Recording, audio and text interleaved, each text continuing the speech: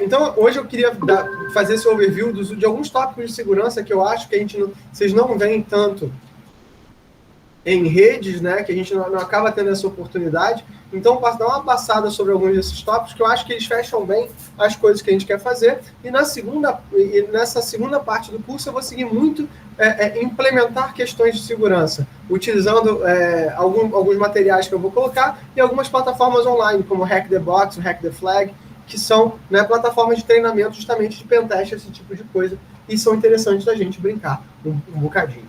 Tá? Então, o começo do capítulo 8 do Kurose, né, da edição nova, eu tenho usado a edição nova, ela já tem uma tradução em português, tá? É um livro muito bacana, muito bom, eu recomendo a todos vocês, mas está um pouco caro ainda, né, esperar um bocadinho ajuda, mas os slides são os slides oficiais do livro, é por isso que eu estou usando esses slides, e é muito legal, né, tipo assim, então, pode...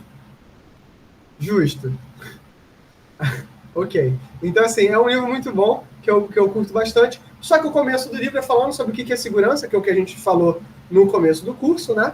E os princípios de criptografia, que vocês já estão de saco cheio de tanto que a gente falou de criptografia. Então, a gente vai seguir hoje falando um pouquinho sobre autenticação, segurança de e-mail, o TLS, né? Segurança do TCP, e a IPsec, e talvez, se der tempo, um pouquinho de segurança sem fio, né? E mobile. Que eu acho que é legal, né? Então, acho que vale a pena a gente pensar esse tipo de coisa. Então, o que é autenticação, né? Eu provar a minha identidade para alguma coisa. Então, tipo assim, né? Pode ser isso. Simplesmente eu posso dizer, o DP, por exemplo, não faz autenticação nenhuma, alguns protocolos fazem autenticação, né? E a forma mais fácil de você se autenticar é você, junto da tua mensagem, você colocar o teu identificador, né? Imagina um protocolo seguro, vou botar aqui no chat, né? Por exemplo, um protocolo, vamos dizer que a gente está fazendo um protocolo para um MSN. Nossa, MSN, né? Meu Deus, isso revela muito a idade da pessoa. Vocês chegaram a usar MSN? Usei pra caramba. Mas vocês eram novinhos, né? Meu Deus do céu. Tinha, inclusive, um cliente de MSN para o Linux que era o Álvaro MSN, né? Que era um clone do MSN Messenger para Linux que funcionava muito mal. Então, assim, era interessante ver esse tipo de... Então, olha só. Eu posso ter aqui um clone do MSN que manda nome e manda mensagem, né? Isso é um clone. Eu posso fazer essa mesma coisa utilizando hoje um web app, né? Tipo, é bem legal. Aí alguém pode dizer, simplesmente pegar essa mensagem na rede, está usando o Wireshark para ouvir a rede, captura essa mensagem, se essa mensagem não é criptografada, e diz que é a pessoa. Então, né, assim, esse aqui é um negócio se eu não me engano, é uma charginha, né, que na internet ninguém sabe que você é um cachorro. Então, né, é a grande questão, né? Tipo assim, você não sabe, você não tem como garantir. Por exemplo, hoje eu recebi uma mensagem, né, por causa do meu canal, que era um maluco dizendo que ele era o gerente de operações do Opera. Eu falei, o gerente de operações do Opera, que tinha uma proposta para o meu canal no YouTube. Eu falei, E aí, tipo assim, o endereço de e-mail era blá, blá, blá, blá, blá, blá, @ não sei lá o que.net. Eu falei, que esquisito, né? Então, por que o Opera não usa, por que o gerente de operações do Opera não usa o e-mail do Opera, né? Mas, ok, esse tipo de coisa acontece.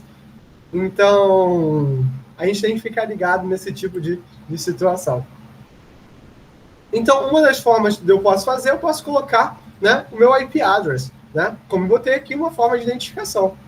E aí eu posso, né, fazer, né, um pacote expulfando esse IP address, né? Eu escuto a rede de novo, vejo o IP address, vejo o formato do protocolo e mando. E essa é uma das questões. Os protocolos são abertos, né? A maior parte dos protocolos sérios, eles são abertos. E aí, o que rola? Rola aquela boa e velha discussão, né? Cláudio, então o protocolo aberto é mais inseguro, né, do que o protocolo fechado, só se o teu protocolo é um cocô, né? Então, porque se o teu protocolo é bom, ele não vai abrir uma falha estúpida dessa, né? Se o teu protocolo é ruim, é claro que ele vai ser explorado. O que a gente quer fazer é o protocolo, né, mais inteligente. Então, assim, como é que vocês pensariam esse tipo de solução?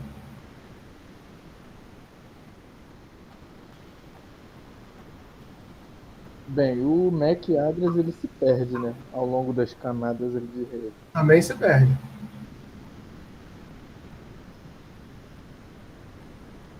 E aí, no caso, nesse cenário, o IP está espufado, né?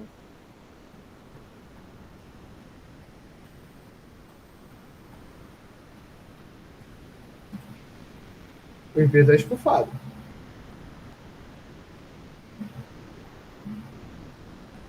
Vamos lá, vamos brincar com isso aqui um pouquinho. Então, Eu acredito que, só para concluir, que assim, que tem alguns indícios de que os pacotes que estão chegando têm algum comportamento anômalo, né? O conteúdo deles, ou algum campo ali essa é a no questão. header. Você, em geral, não sabe, porque na verdade você está forjando o pacote. Essa é a grande questão. Então, olha só. Vamos pensar isso aqui. Então, vamos provar a identidade. Então, eu vou colocar aqui o meu IP address, o meu password e esse Alice, e o cara tem que me devolver o meu IP address com o OK. Aí eu entro no main in the middle, né? Que eu gravo esse cara e vou mandar exatamente a mesma mensagem. Aí vocês já começam a pensar, cara, então fudeu. Então não tenho o que fazer, né? Não tenho como eu resolver esse negócio aqui, vai dar ruim. E aí eu vou dar o IP address e ele vai guardar o ACK, porque na verdade não é nem o elemento. Isso é um main in the middle clássico. O main in the middle sai desse tipo de abordagem. Então, olha só, isso é um failure scenario, né?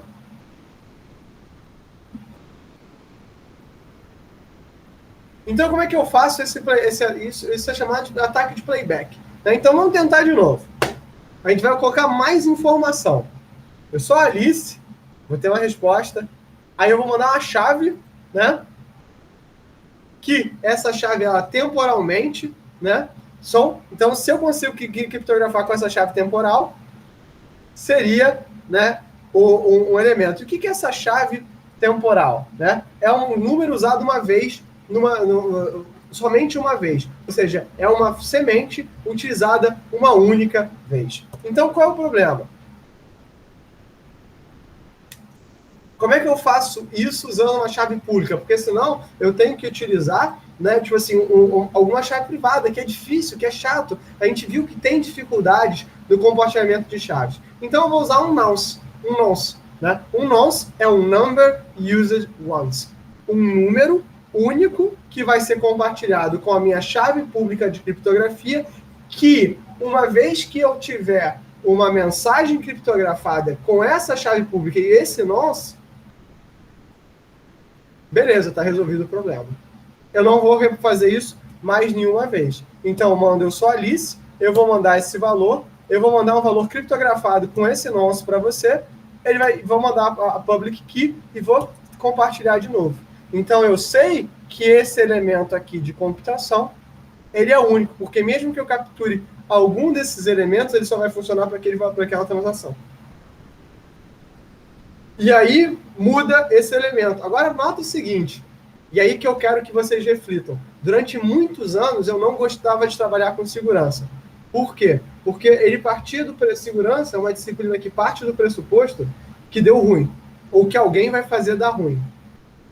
E olha só o quanto aumenta o overhead da tua rede, porque você precisa trabalhar com segurança, porque você não pode confiar que a tua rede vai ser zoada. E pensa também no seguinte, olha que coisa interessante.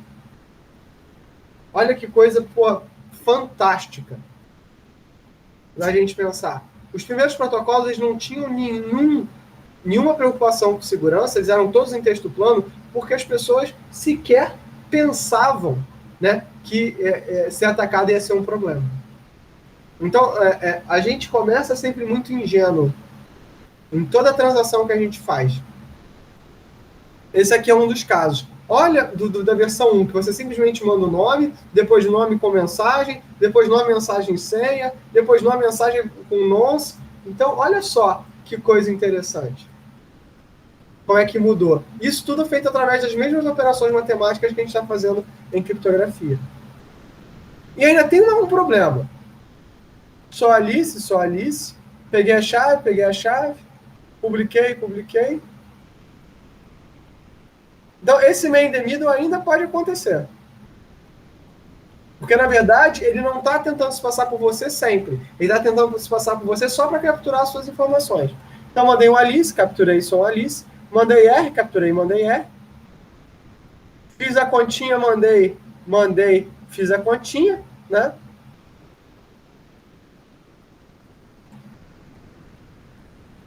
Mandei criptografado, eu consigo fazer essa recuperação. Então, o cara ali no meio ainda vai conseguir fazer.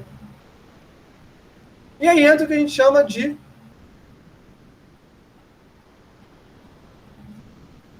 da problematização disso aqui. Como é que eu vou conseguir garantir que esse elemento, né, ele não foi alterado? O que eu vou fazer aqui é fixar isso no tempo.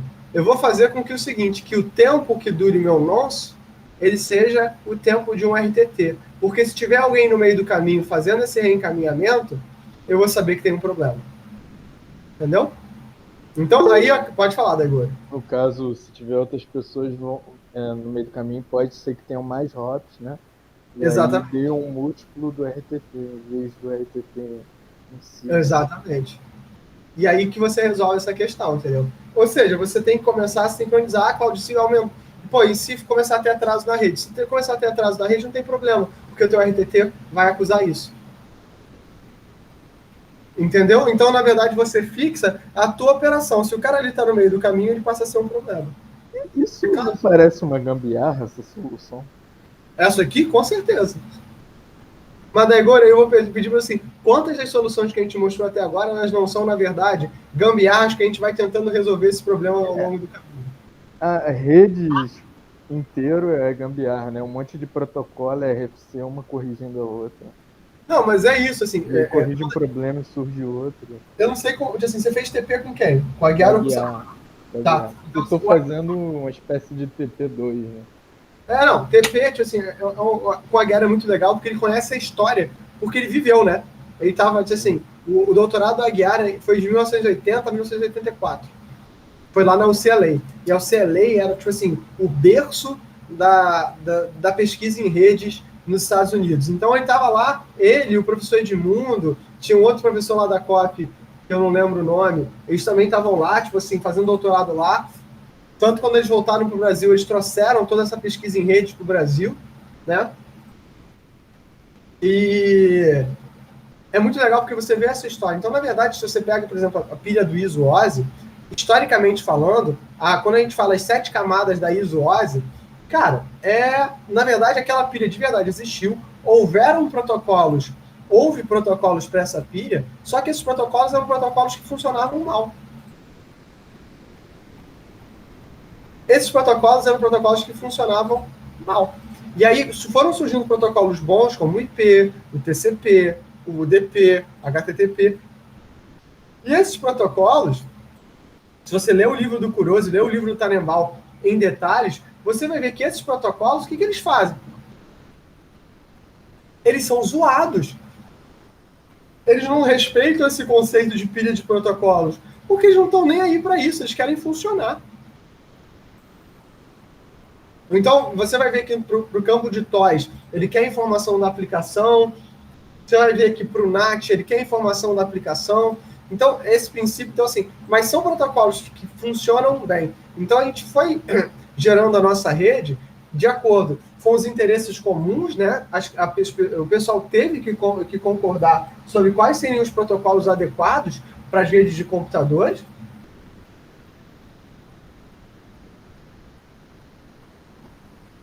E esse acordo de cavalheiros, cara, fez uma puta diferença. Fez toda a diferença do mundo quando a gente estava trabalhando, né? E aí, assim, não são... Só que esses protocolos, assim, a rede também ela foi pensada por uma coisa que hoje não existe. Eu me lembro de estava lendo uma entrevista do Windsurf, onde alguém criticou. Pô, mas o IPv4 tem só 32 bits, né? Tinham outras propostas que tinham endereços maiores e que podiam ter resolvido o problema do IPv4. Aí perguntaram pro Windsurf assim, pô, mas vocês são tão espertos, vocês não pensaram que isso poderia ser um problema? A resposta dele foi o seguinte, cara, por que eu ia botar um monte de bits no começo da internet quando a gente não tinha a menor ideia de até quando esse negócio ia crescer?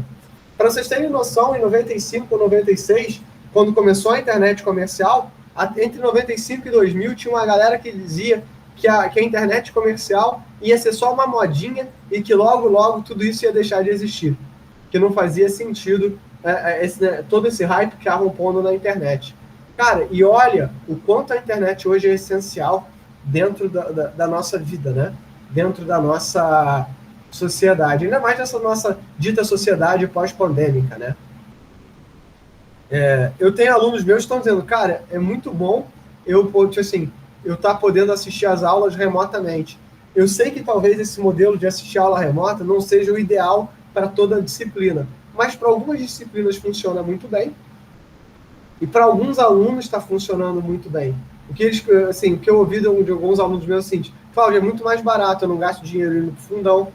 Cláudio, é muito melhor, eu não preciso gastar o tempo do ônibus para ir para o fundão. Como algumas aulas são gravadas, eu consigo assistir a aula quando eu quiser. Então, tudo isso mostra, né, o quanto essa tecnologia que ela é influente, mas ela não foi pensada para isso. A gente está trocando aqui vídeo e áudio em tempo real. Eu estou fazendo streaming de uma tela.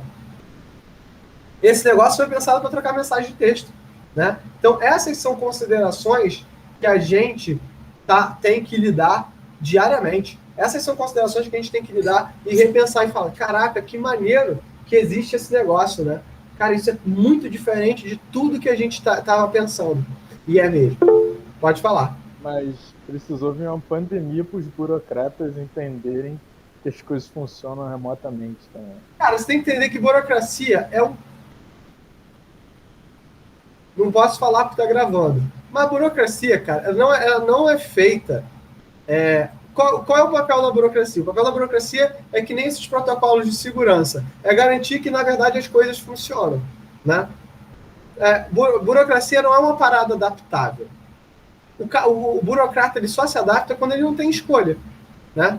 E você pega, por exemplo, qualquer processo de inscrição em disciplina, mudança de nota no UFRJ, é um tormento do inferno.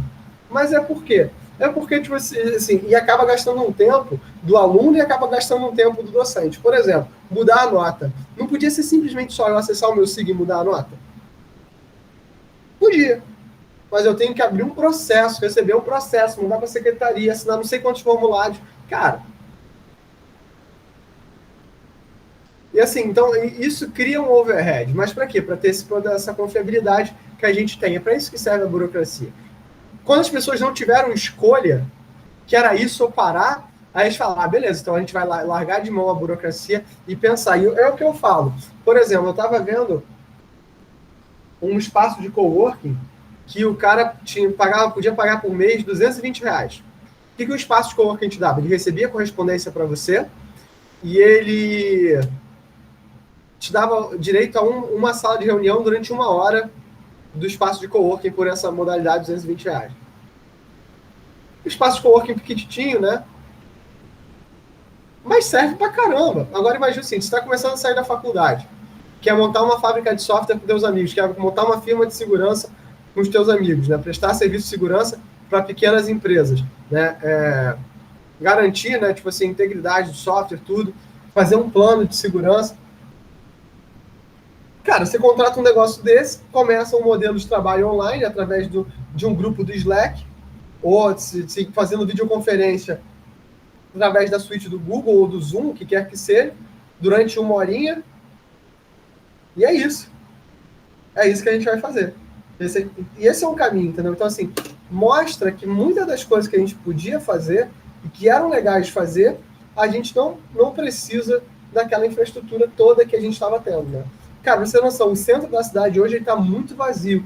Muitas empresas entregaram o escritório. Eu tenho um amigo meu que ele é dono de empresa e ele está funcionando 100% remoto. Ele entregou o escritório e está trabalhando com a empresa dele 100% remoto. A empresa dele é uma empresa funcional, é uma empresa que entrega paradas e é um cara bom, é um cara brilhante, né? E assim, muito legal. Muito bacana. Então mostra assim, que o mundo mudou muito rápido. Né? Quer dizer, o mundo não mudou tão rápido. As pessoas acordaram assim, poxa, é melhor. E lá nos Estados Unidos, é claro que muita gente argumenta que essa é uma parada que só a gente, que é um problema da classe média, que o pobre tem que trabalhar, e talvez seja mesmo um problema de classe média, mas lá nos Estados Unidos, muita gente do setor de tecnologia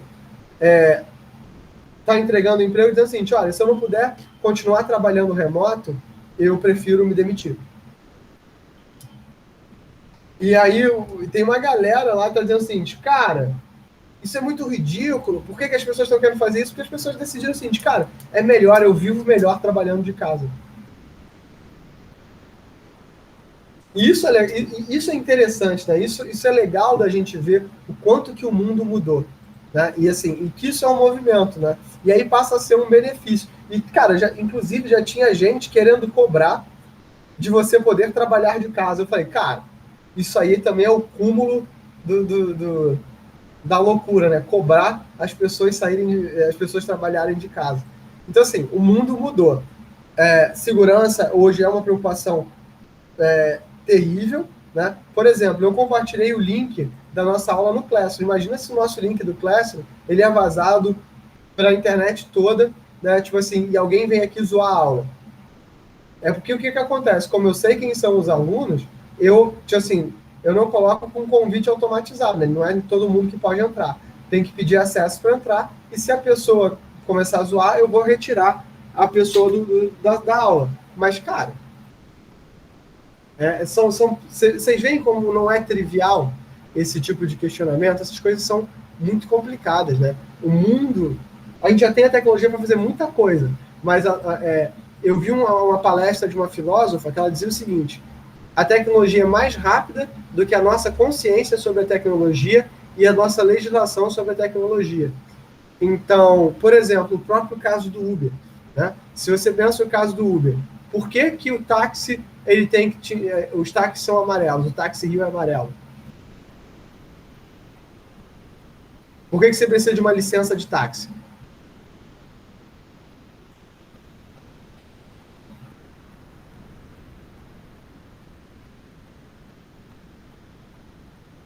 Alguém? Eu caí? Não sei.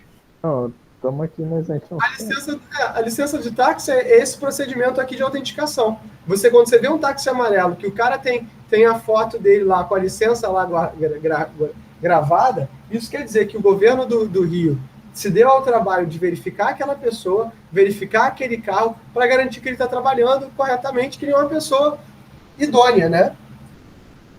E a gente sabia que, assim, e a gente sabe o quão falho esse procedimento é, né? A gente sabe, assim, o que mais se tem era reclamação sobre, o táxi não pegava a gente na chuva, o táxi,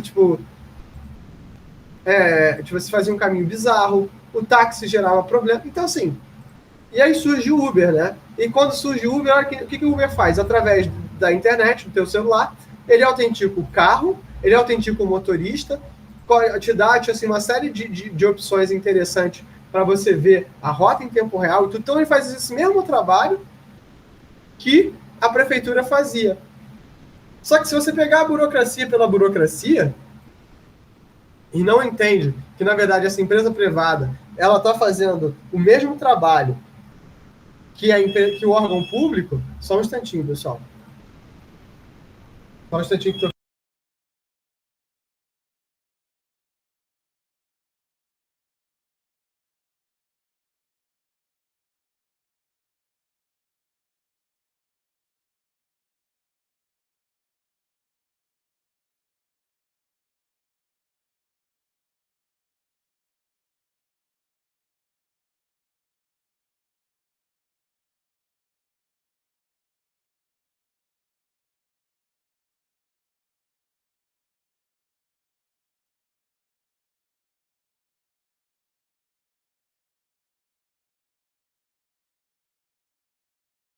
Oi, pessoal, desculpa que vai ter uma obra aqui no meu condomínio, então, assim, avisando para fechar as janelas. Então, assim, isso mostra como é que a tecnologia muda. Esse caso do Uber, esse caso, assim, ele faz o mesmo papel.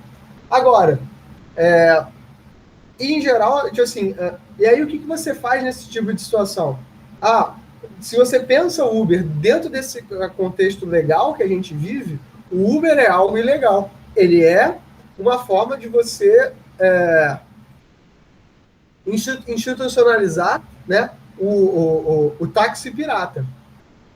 Mas, ao mesmo tempo, o Uber, ele, como empresa, ele presta contas para o governo e, na verdade, ele presta um determinado serviço, que é esse serviço de transporte, de uma forma muito mais simples, muito mais segura, né, do que você tem com o táxi. Então, isso muda a realidade. Então, a tecnologia, ela influencia. E a nossa legislação não chega. Então, o clash que tem entre o taxista e o Uber, ele nasce justamente desse nosso não entendimento da tecnologia, né, e de tudo, né, tipo assim, que a nossa burocracia gera. Porque o cara tem uma licença de táxi e tem que pagar.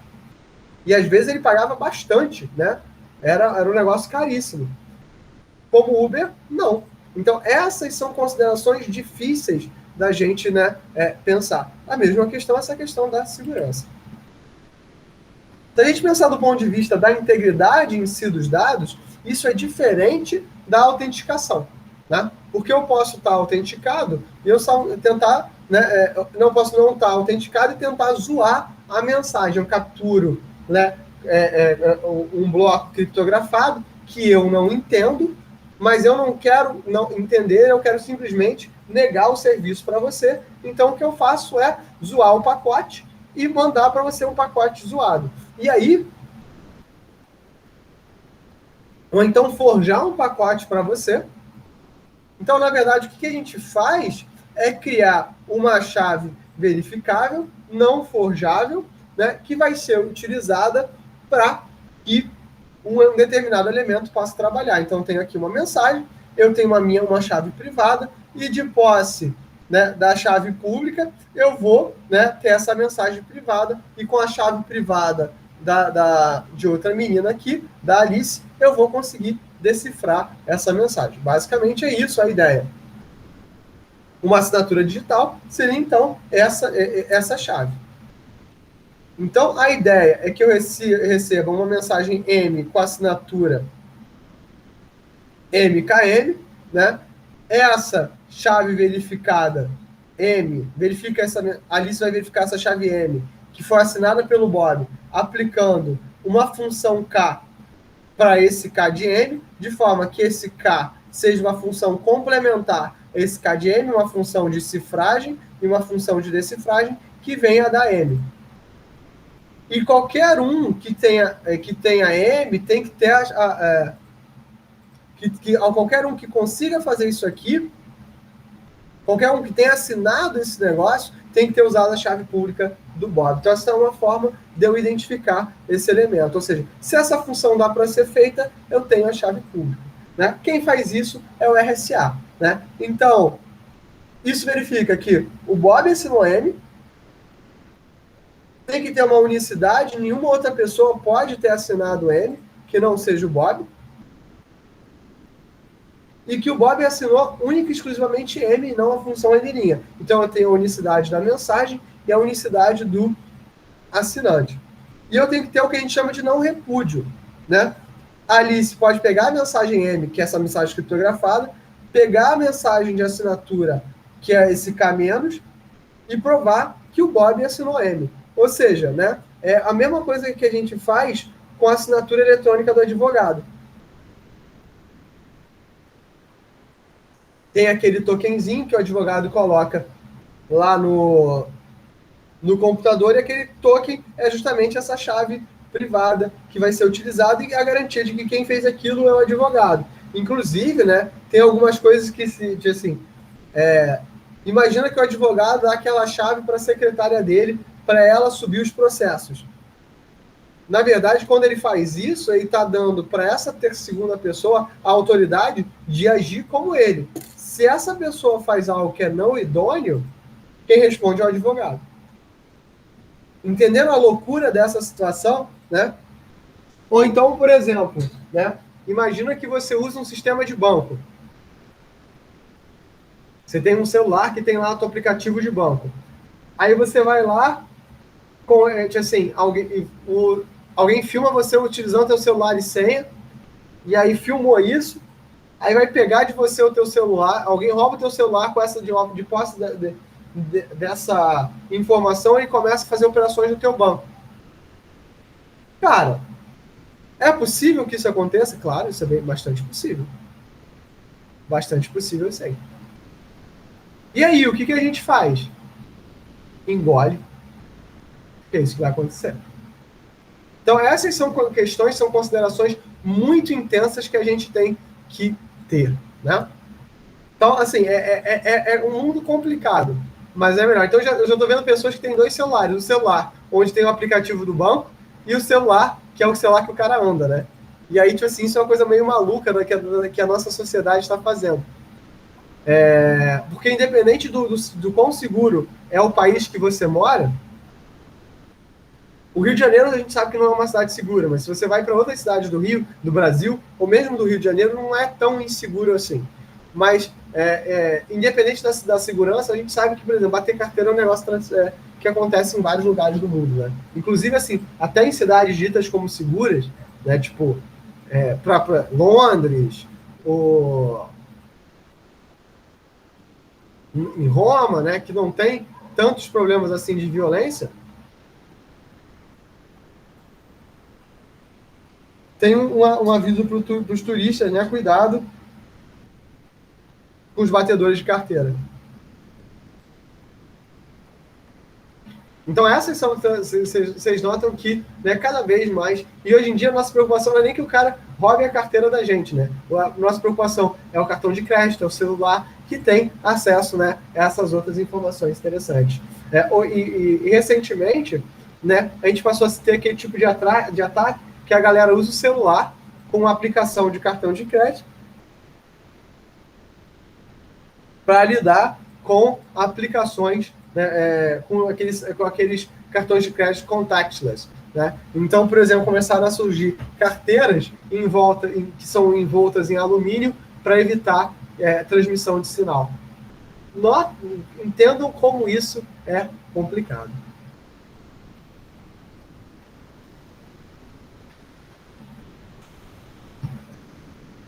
Aí a gente viu também na criptografia, né, que criptografar mensagens longas usando o RSA é um negócio custoso, é um negócio caro. Então, o que a gente pode fazer? Então, o que a gente vai fazer é uma forma, um hash, né? Então, por isso que a gente usa a hash. A hash não está aí para substituir o RSA. O hash é uma função que vai pegar uma mensagem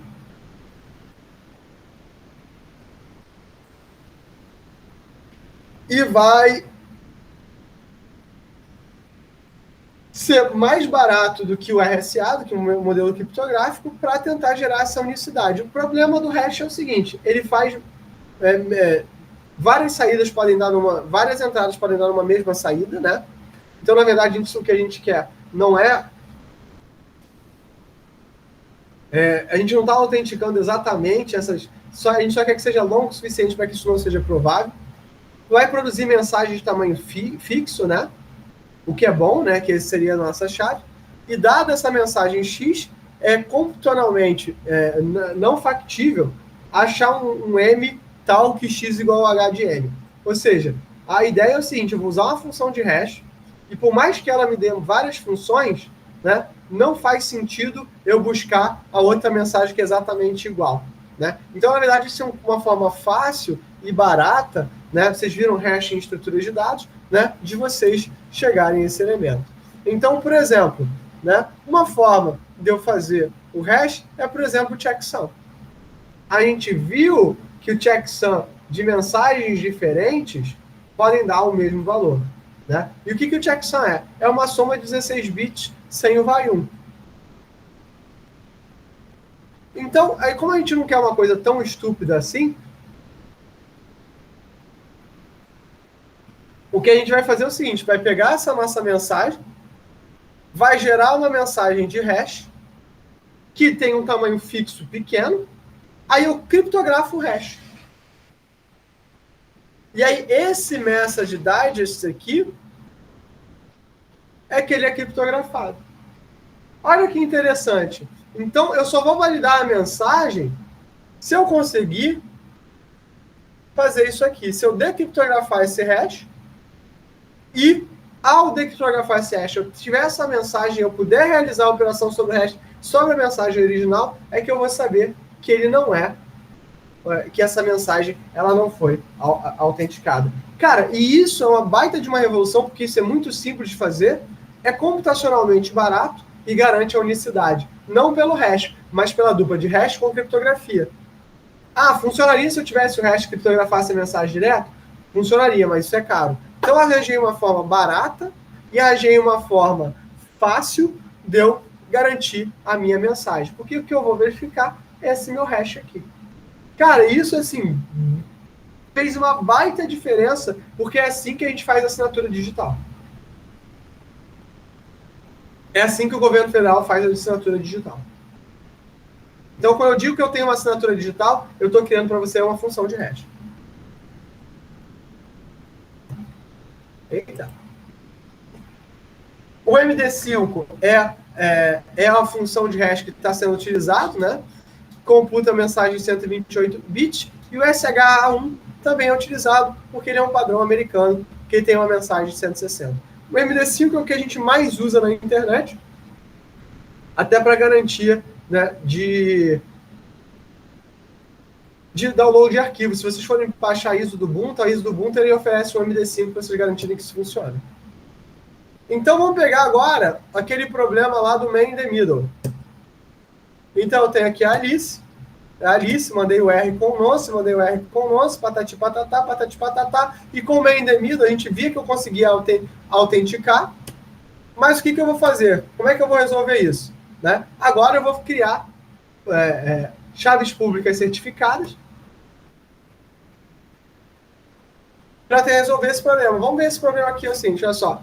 A Trude, que é aquela cara que quer fazer uma in the middle, ela quer criar uma ordem de e-mail, né, pedindo 4 pizzas no lugar do Bob. Então, ela vai assinar com a chave privada dela, vai mandar a ordem para a loja de pizza, a loja de pizza manda a chave pública, e ela vai dizer, ela vai mandar a chave pública do Bob que ela capturou lá no in the middle. E aí ela vai verificar essa assinatura e vai mandar para o Bob. Tá? Como é que eu resolvo isso? Vou resolver com essa assinatura digital. Para que essa coisa funcione, eu tenho que ter aquela assinatura digital única. Então eu vou ter o que eu chamo agora de uma Certification Authority, que vai assinar essa minha chave pública a uma determinada entidade.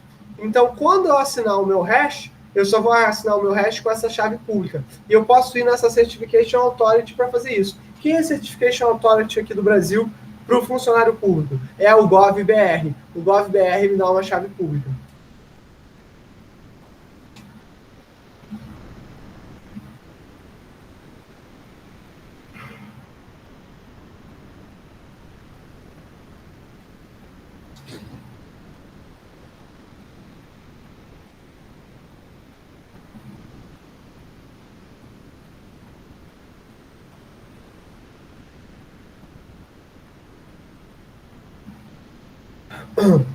Então, essa pessoa, website, roteador que se registrar nessa chave pública vai receber esse certificado. E esse certificado nada mais é do que esse hash que a gente está falando. Então, agora, eu vou assinar qualquer coisa com esse meu certificado digital, o que vai impedir que a Trude possa, né, assinar dizendo que ela é o Bob. Com a chave privada da Trude, ela não consegue fazer a minha assinatura. E a mesma coisa a gente vai usar aqui para o e-mail, né? Porque agora, então nota, o e-mail ele busca essa confidencialidade. Então, eu vou pegar uma chave de criptografia,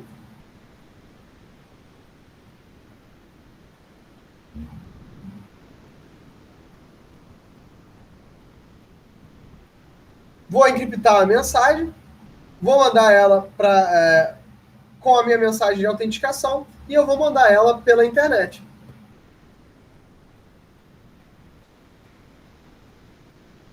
Só um instantinho, pessoal.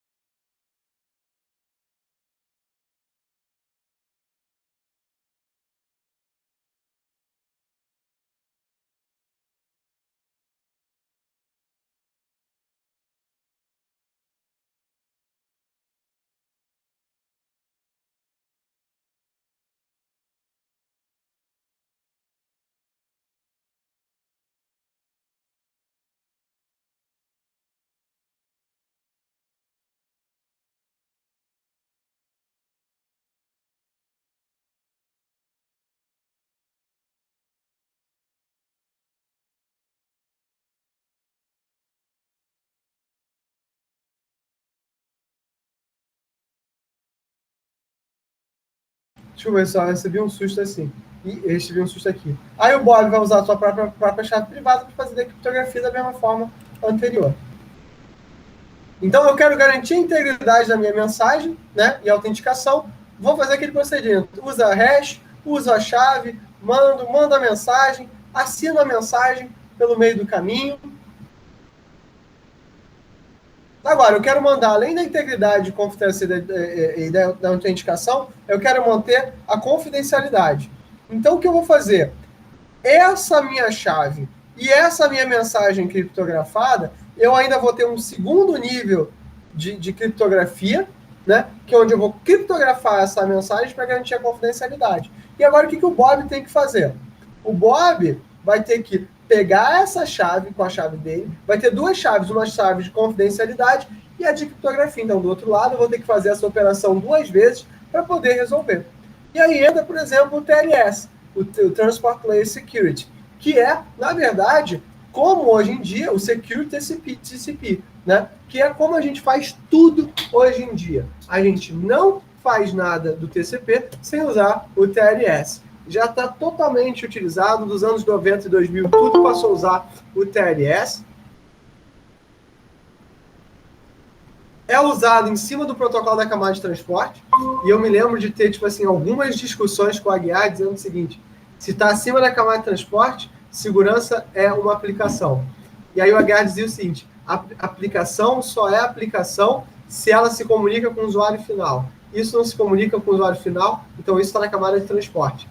E na prática, essa discussão, apesar de interessante do ponto de vista teórico, não tem nenhuma aplicação prática no mundo real, porque, na verdade, né, o próprio conceito de pilha de protocolos, como eu falei com vocês, é um conceito meio zoado. Então, você dizer que algo está ou não na pilha de protocolos é uma coisa meio bizarra, né? Então, assim, muito da literatura considera, né, que o TLS está a nível do transporte, que ele adiciona funções à camada de transporte. Suportado pela maior parte dos browsers, né, principalmente na porta 443, e vai prover confidencialidade através de criptografia simétrica, integridade através do hash e autenticação através da criptografia de chave pública, né? Então, entendam, né, os mecanismos, eles são somados. Não tem como você garantir tudo ao mesmo tempo. Não tem a bala de prata. Então, esses pequenos mecanismos que eu estou dizendo, essas somas de criptografia, essas unidades certificadoras, elas existem, né, de forma geral.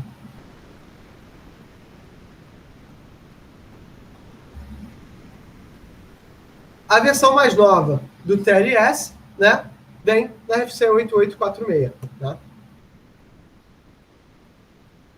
Amplamente colocado, suportado. Alguma coisa está acontecendo aqui com o meu computador. Calma aí.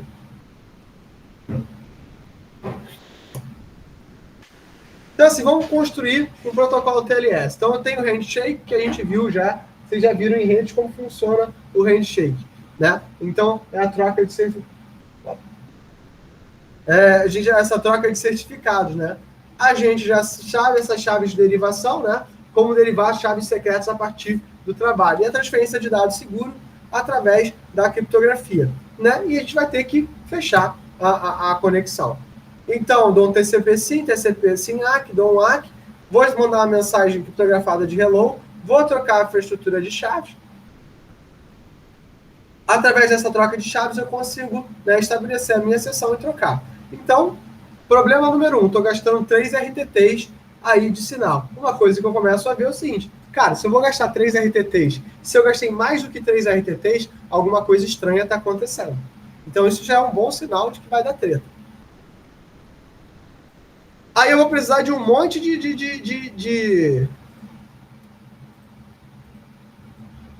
chave. Então, eu vou precisar de uma chave para criptografar dados do cliente para o servidor, uma chave do cliente para decifrar o do cliente para o servidor, uma chave de criptografia do servidor para o cliente, uma chave para decifrar do servidor para o cliente. E eu vou ter o que eu chamo de chaves de derivação, né? São essas chaves para tempos adicionais, além disso dos nossos. Então, o TCP, ele dá para a gente tudo a nível de byte string, ou seja, string de bit. Então, a gente pode criptografar bit a bit? Claro que pode, a gente viu que dá, que é uma das formas de criptografia. Mas que o mais comum é a gente cifrar via bloco. Então, mas que dá. Onde é que vai essa chave de derivação? Né? Se vai até o final, a gente não tem integridade até que toda a mensagem seja mandada. Então, na verdade, o que a gente faz, e aí é a coisa mais ridícula do mundo, é que a gente começa a quebrar o string em pedaços. Né? Em vez de fazer bit a bit, eu faço pequenos chunks, né, de bits que vão com cabeçalho, dá como se a gente pegasse uma mensagem inteira, fragmentasse, e no meio desse caminho eu vou colocando aqui essas chaves de derivação. E aí eu criptografo isso aqui. Porque no momento que eu decriptografar isso aqui, que eu vou pegar pela unidade certificadora, eu consigo, né, decriptografar. Eu posso cagar o negócio simplesmente fazendo o reordering e ataque de replay. O que é o reordering? É mudar a ordem, mas aí o TCP vai conseguir resolver isso para mim. E o ataque de replay, mandar um pacote várias vezes, porque vai induzir o cliente do outro lado, né, a usar, né, a saber, né, que achar que o ACK não está chegando. As soluções eu uso o TLS, né, usando o sequence number criptografado dentro do pacote, né, e o uso do nonce. O nonce acaba com replay, né, o nonce acaba com replay, porque se você está lá com o nonce, esse número volta, quer dizer que isso é um pacote forjado. Então é só você dropar. E aí a mesma coisa para o close da conexão. Eu vou ter um pacote final e esse pacote também tem um tipo aqui. Então, eu consigo 0 para dados e 1 para closure e eu mando esse pacote aqui. Então, adiciono um bit a mais. O TLS, ele provê uma API que todo mundo pode utilizar. O HTTPS nada mais é do que o TCP. O HTTP usa sobre TLS, né?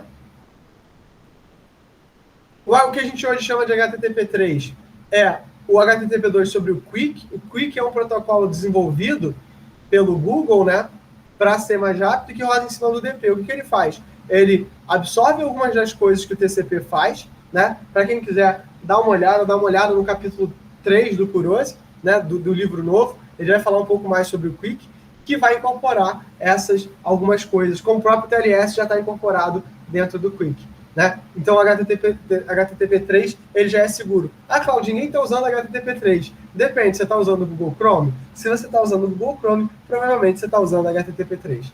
Né? O Google, dentro da própria infraestrutura dele, só usa HTTP3. Se está usando Gmail, você provavelmente está usando HTTP3 para falar com o Google. Né? Eu, por exemplo, estou usando Firefox, então eu estou aqui de bobeira.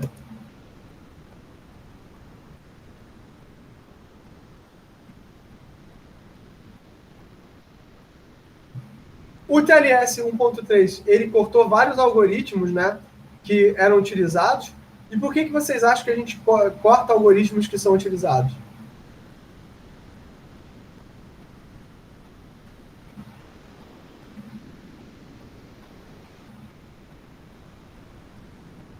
Silêncio constrangedor. Silêncio. Eles, ao longo do tempo, eles foram ficando inseguros, né? Então, o TLS vai para apenas sai das 37 combinações que a gente tinha para só 5, né? Ou seja, vou usar Diffie-Hellman, né, para troca de chaves, né? Ou seja, ao invés do Diffie-Hellman ou RSA, ou seja, Diffie-Hellman é para criptografia simétrica. Eu vou usar só variações do AES, eu não vou usar mais nada diferente disso. E o HMAC vai usar SHA 256 e 284 para fazer a minha função de hash. Então, eu vou precisar só de um RTT, onde eu vou mandar o suporte de cifras, as chaves, os parâmetros protocolares.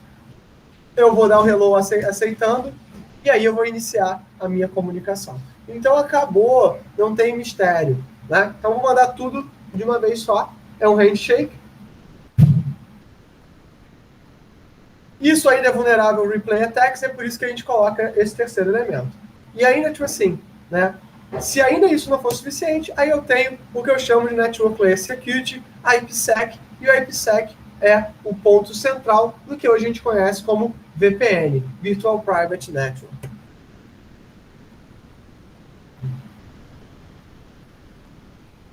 Então, tudo aquilo que a gente estava vendo para a camada de aplicação, integridade, autenticação, encriptação, a gente vai querer fazer também a nível da camada de rede. Por que nível da camada de rede? Porque se eu faço isso a nível da camada de rede, eu não estou preocupado com uma única aplicação. Eu estou preocupado com todas as aplicações que vão ter na minha rede, né? Então, essa é a questão. Agora, o uso de segurança a nível da rede elimina a segurança a nível da aplicação?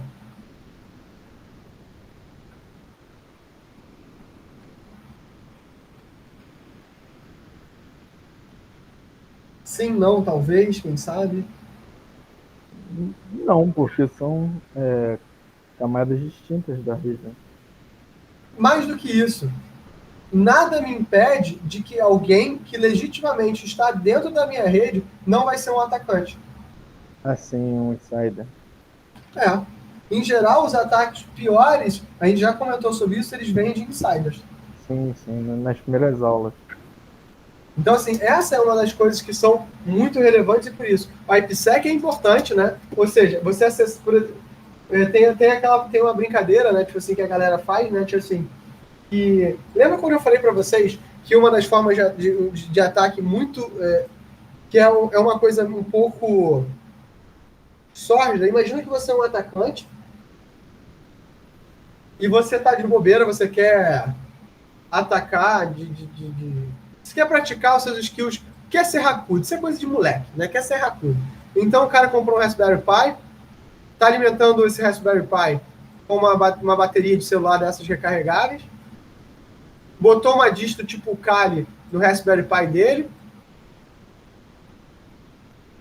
e aí o que o bonitão vai fazer?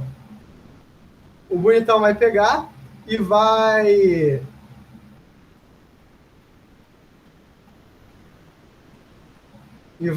como é que eu vou dizer isso? Ele vai, tipo assim, ligar o Raspberry Pi dele com um elemento. Tem alguns apps que transformam o Raspberry Pi num AP. Então vai transformar o teu Raspberry Pi num AP e vai colocar como nome do AP Starbucks. E eu não sei se vocês sabem porque eu já falei com certeza, vocês sabiam que dá para configurar o USB-C como placa de rede?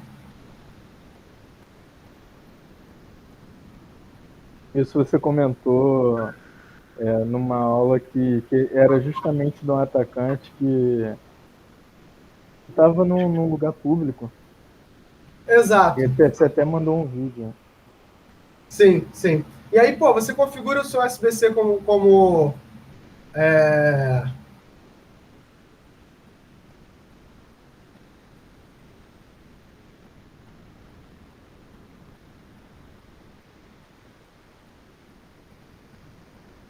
Só antes de mandar aqui uma mensagem um pouco importante.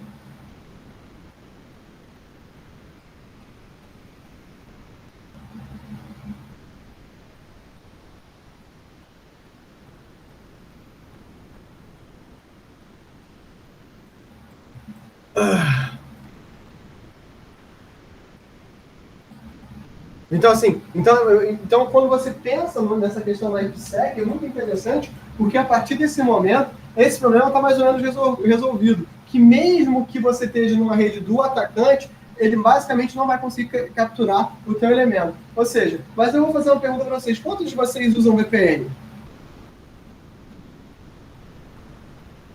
Eu uso em Wi-Fi público. Entendeu? Essa é a questão, assim, aí eu vou dizer para vocês, mesmo eu, muitas das vezes eu não estou usando VPN, né, num lugar público, né, e isso, assim, tipo, por quê? Porque, tipo assim, é um saco configurar VPN, ou então pagar uma VPN, às vezes eu usava VPN para o FRJ, eu não usava VPN eu não tenho, por exemplo, um cliente de VPN de uma empresa privada para fazer esse tipo a NordVPN. A NordVPN é uma empresa americana que provê VPN para lugares públicos. Ou então, aquelas coisas tipo assim, você quer acessar o Netflix de algum outro lugar, aí você acessa o Netflix através de uma VPN. Ou então, quando bloquearam o WhatsApp, né? Eu me lembro de que uma pessoa próxima a mim, que usava muito mensagem, entrou em desespero e falou: Cláudio, tem uma VPN gratuita da Rússia, será que eu devo me logar? E a minha resposta foi: não, por favor, não, né? Eu não quero isso na minha vida, eu não quero toda essa dor de cabeça. Mas esse tipo de coisa, gente, isso acontece. Mas a VPN, ela tem um processo legítimo, né? Mais uma vez, eu volto para o caso da gente estar com uma empresa, né, abrir uma empresa remota, uma fábrica de software remota, onde a gente nunca contratou lá aquele coworking só para cumprir o requisito legal, contratou um Google Workspace para a gente ter um espaço de troca e comunicação dentro da empresa, está usando uma web IDE também para não ter um custo muito grande. E essas são as coisas que a gente vai estar lidando, que podem ser que aconteçam, né? E aí o que vai rolar? E aí o que rola? E aí eu faço uma VPN para a rede da empresa, né? Para acesso ao parque de servidores que podem ser que tenha. Então eu vou ter, dois modos que eu posso trabalhar com esse IPsec. Ou modo de transporte, né? Onde só o payload é criptografado. E o módulo de tunelamento. O módulo de tunelamento é a nossa VPN, onde todo o datagrama é criptografado.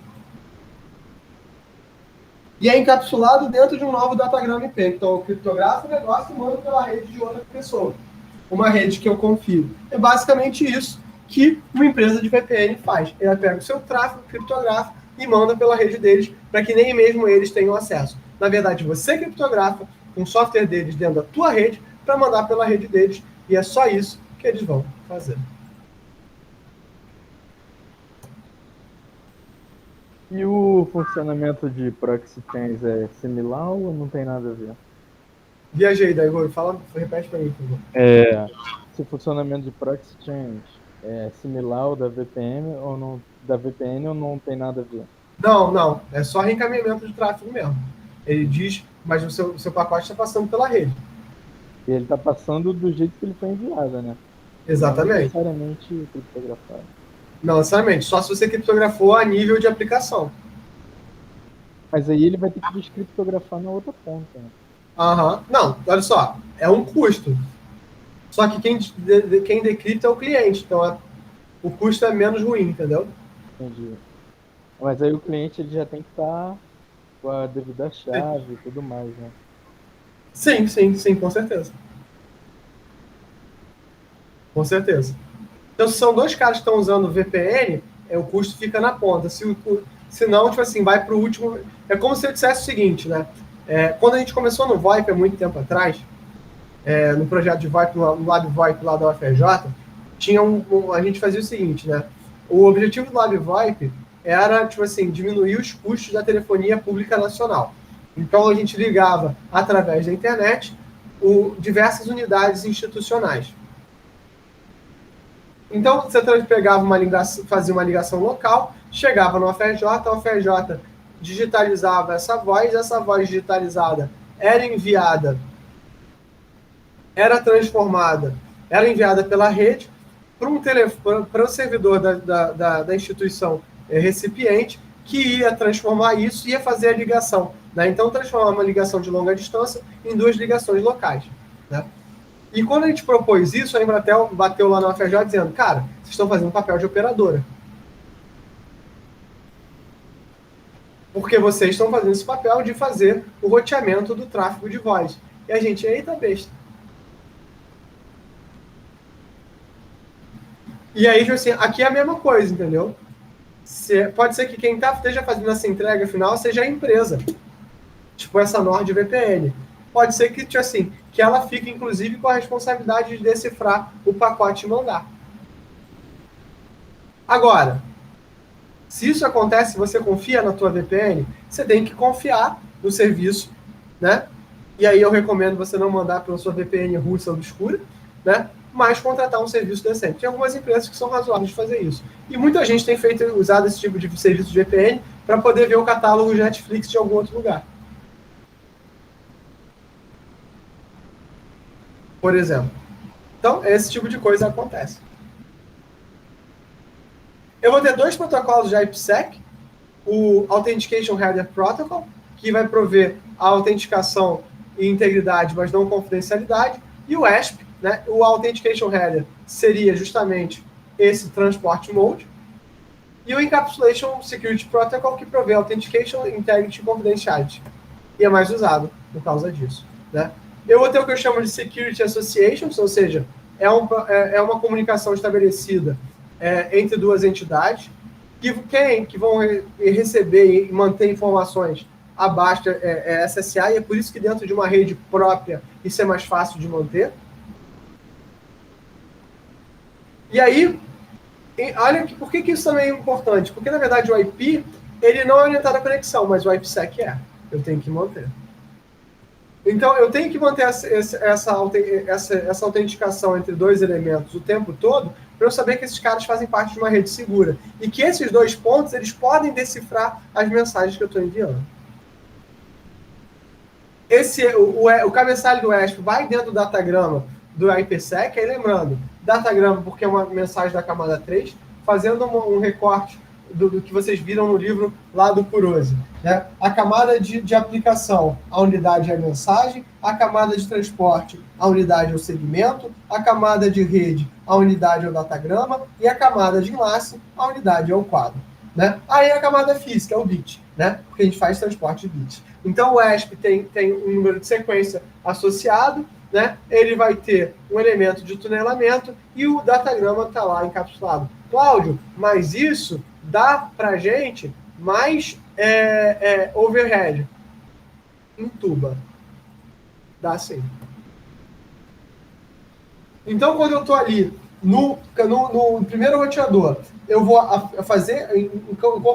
pegar o meu antigo datagrama, criptografar ele e adicionar os cabeçalhos do ASP. Encriptar vai ser resultado, né, dos algoritmos de criptografia que vão estar ali no SA. Vou apendar o cabeçalho, vou criar o MAC, né, a minha chave de autenticação, usando, né, o algoritmo especificado nesse certificado SA, e vou criar o pacote para ser enviado.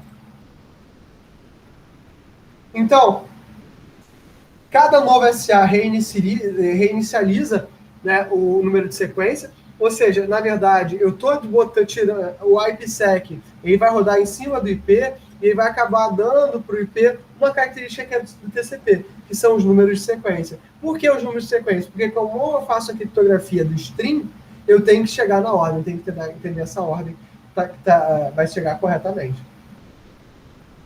O objetivo também é permitir que o atacante possa fazer um sniff desses pacotes e fazer um ataque de replay, e ou então mandando duplicatas, né? Então, na verdade, eu consigo checar as duplicatas pelo número de sequência.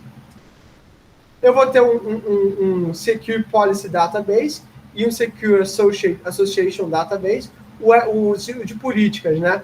Para um datagrama, eu preciso saber se ele usa IPsec ou não, tá?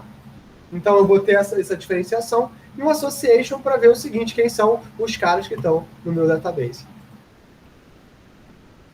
Mesmo que a TRUD, né, o nosso ente malicioso, esteja entre o 1 e o 2, ela não conhece as chaves nem de entrada nem de saída, então ela não pode fazer nenhum daqueles ataques que ela está fazendo antes. Então a VPN, ela é custosa sim, mas, cara, você estar dentro de uma VPN para o teu ambiente de trabalho é a garantia que você tem, o teu trabalho tem, de que quando você acessar os serviços, né, do teu trabalho através da VPN, você não tem problemas. Ah, Cláudio, por que a UFRJ não tem uma VPN? Ah, cara. Me faz responder, não. E aí, um dos serviços que permitem essa troca de chaves no SA é o IKE, o Internet Key Exchange, né? Que fazer essa que acaba sendo utilizado porque fazer a troca de chaves manualmente é impraticável. Então, o IKE, ele é aquela unidade certificadora, que ele vai ter um PSK PSK vem de Pre-Shared Key, ou Pre-Shared Secret, né? E o PKI, que é o Public Key Infrastructure, ou infraestrutura de chave pública. Então, o IKE, ele vai te dar esse PSK. O IKE é o que a gente, por exemplo, PSK é o que a gente tem quando a gente tem num AP uma senha, né? Que é uma chave pré-trocada, a senha de um AP é uma chave pré-trocada.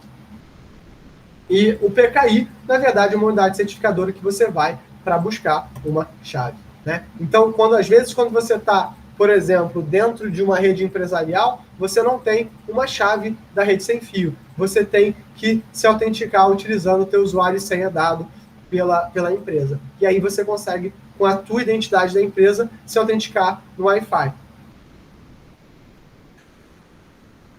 Duas fases. A primeira fase é fazer o estabelecimento de sessão, né? Ou seja, eu vou chegar na unidade certificadora com meus dados para gerar.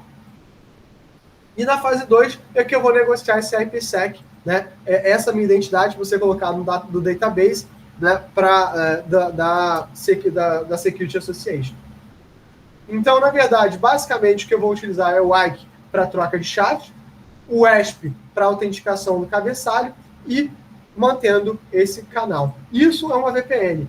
A VPN, a Virtual Private Network, nada mais é do que a implementação do IPsec, né, naquele modo de tunelamento. Sobrou meia horinha, né? Eu vou falar um bocadinho sobre segurança em redes móveis, ou vocês acham que... Não. Eu vou falar isso na aula que vem.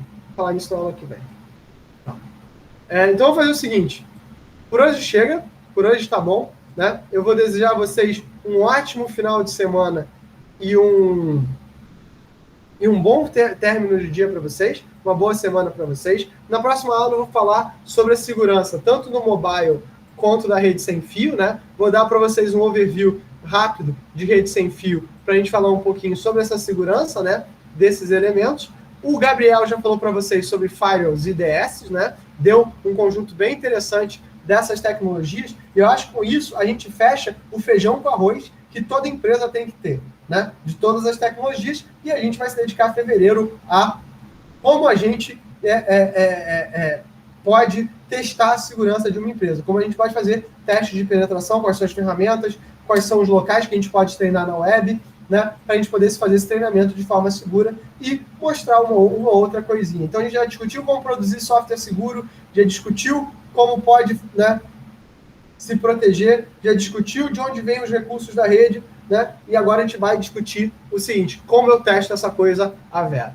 Então, pessoal, mais uma vez, obrigado a vocês três aí pela atenção, obrigado a vocês três aí pela presença. Eu desejo a todos vocês um ótimo final de semana e um bom término de semana para todos. Até a próxima segunda-feira. Forte abraço aí. Professor. Obrigado, professor. Bom fim de semana. Vocês também. Professor.